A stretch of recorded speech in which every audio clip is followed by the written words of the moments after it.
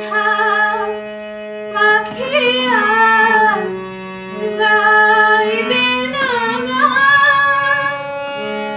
হাসি ছিল, গান ছিল, সাথী ছিল সাথে, বুঝিনি তো তীর ছিল নিয়তির হাতে। হাসি ছিল, গান ছিল, সাথী ছিল সাথে, বুঝিনি তো তীর ছিল নিয়তির হাতে। দুদিনের মধু মেলা